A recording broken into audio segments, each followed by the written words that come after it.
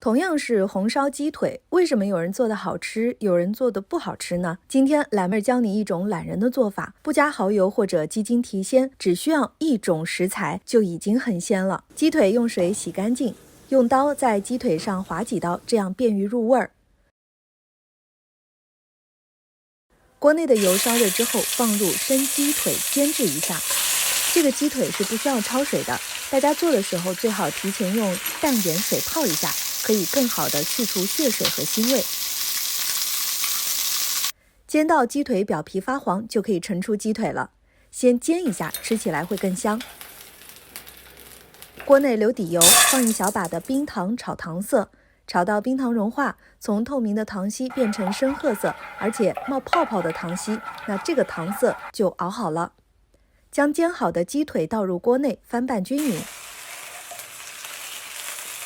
淋入一点料酒去腥，炒到糖稀全部裹满鸡腿的表面。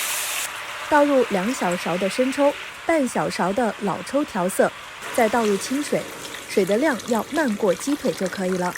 放入几片生姜，大火烧开之后盖上锅盖，转小火慢煮。烧到锅内的鸡腿腿骨有些露出来，加盐调味。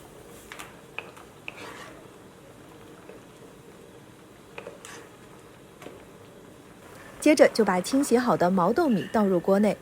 这道菜提鲜的关键食材就是毛豆米了，加与不加，最后做出来的味道完全的不一样。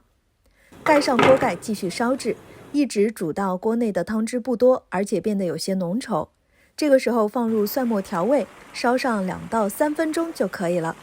整个过程是不需要大火收汁的，留着汤汁会更加的好吃，可以拌饭或者沾馒头吃。